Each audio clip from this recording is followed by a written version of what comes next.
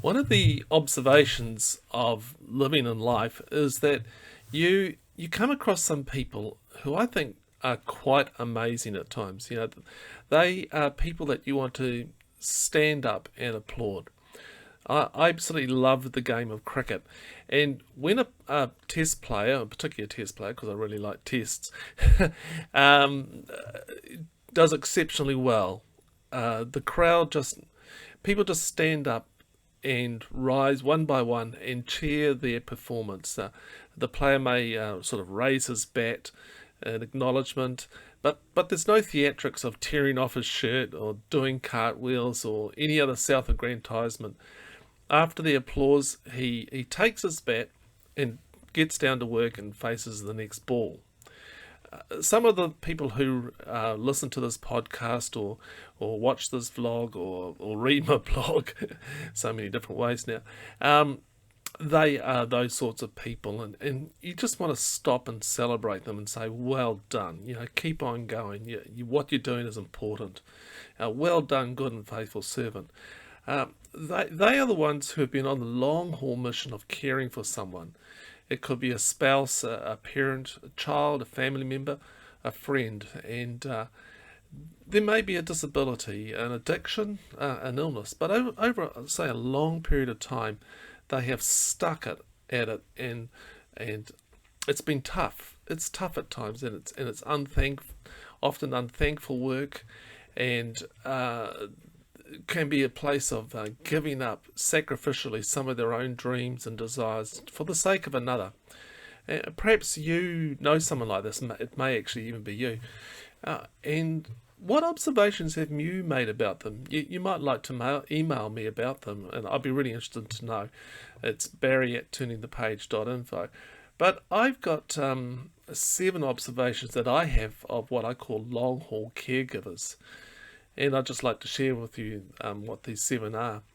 Number 1 is that they have relationships with a few supportive others. We can't do life on our own, and long haul people have someone who they can connect with.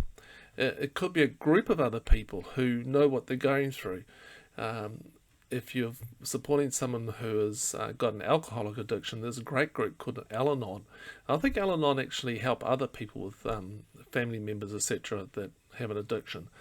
It might be a group of people you find on Facebook. It might be someone in your church. It could be like a support group that is specifically set up for your family members' struggle.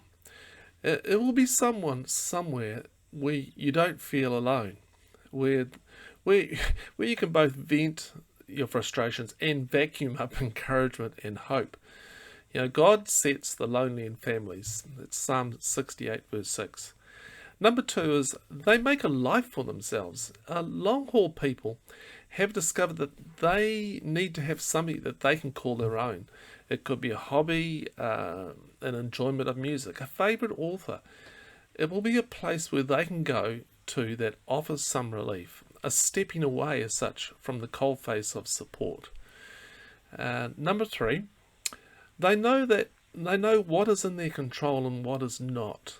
Life will throw many challenges at a long haul caregiver. People will make decisions that a caregiver has no control over. But there's a stepping aside from the emotional turmoil that others can cause, and a recognition that many things are beyond one's control. They focus on what they can control, which is themselves and how they respond. Number 4 is they have lines of love and respect, and that's what I call boundaries. Long haul caregivers have come to know themselves well and to know what is acceptable behaviour and what is not. There is an ability to point out the consequences where a line has been crossed and to enforce the consequences. They know that no one's perfect, but that expectations need to be negotiated with others. There is an ability to care for themselves by making clear the lines of love and respect. And number 5, they recognise there's a bigger story going on.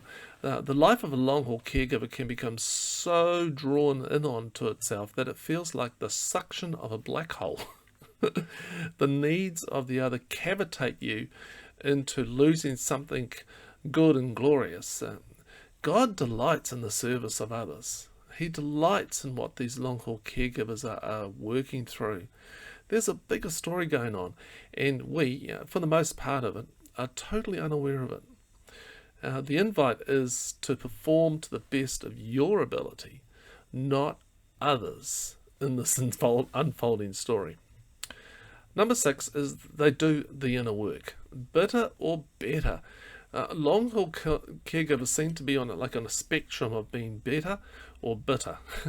The bitterness of having to do this, people not doing what they want, agencies failing them, lost dreams and hopes. The list can and generally does go on and on. Then there's some that seem to have become better through the experience. Sure, they recognise the injustices, but they seem to have invited and allowed the struggle to do some inner work on themselves. This is a place where you can learn about yourself. Much like how a pearl is grown within an oyster. And I found this little story, a quote. An irritating substance, like a piece of grit, entered the oyster, prompting the animal to start protecting itself. It does so by secreting a lustrous organic material known as nacre. Now, I probably pronounced that wrong, apologies, to encapsulate the irritant. Once the irritant has been covered with enough layers of nacre, it's like that irritant never existed. In that nuisance place, a precious organic gem forms, and that's the pearl. And I've seen pearls in many of these long-term caregivers that probably would not have been there, possibly have not been there, because if they had not had that place of struggle. Number 7, they have a compelling vision.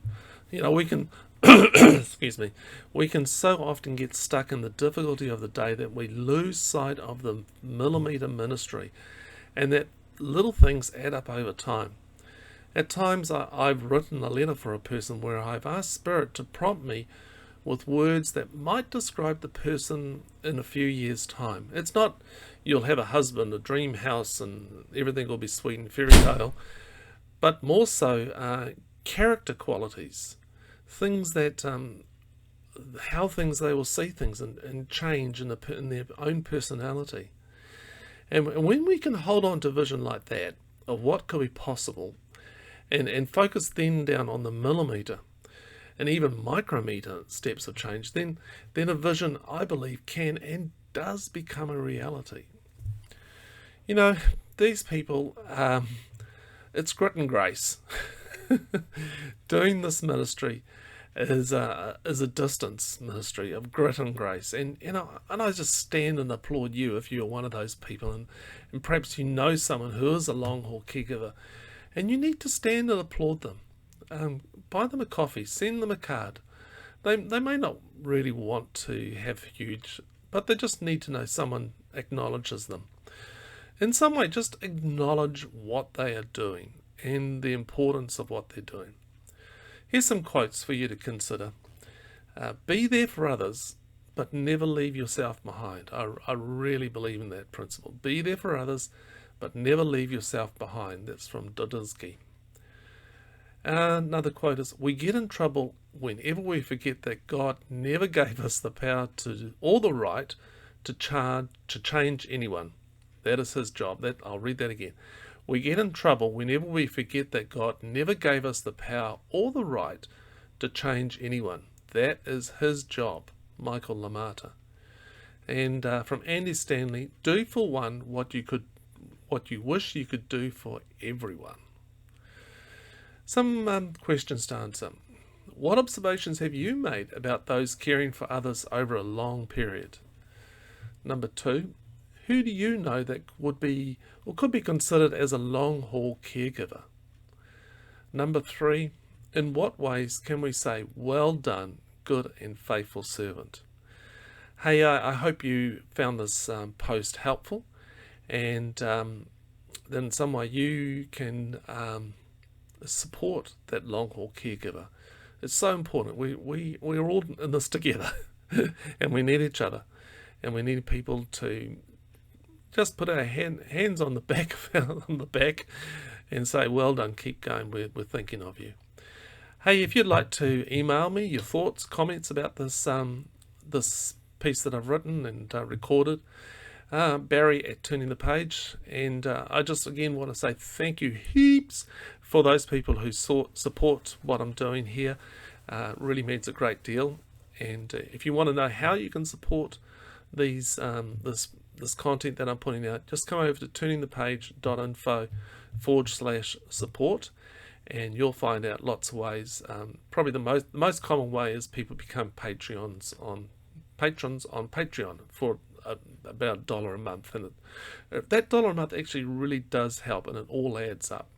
So thanks very much, and we'll connect with you next week. Okay, bye.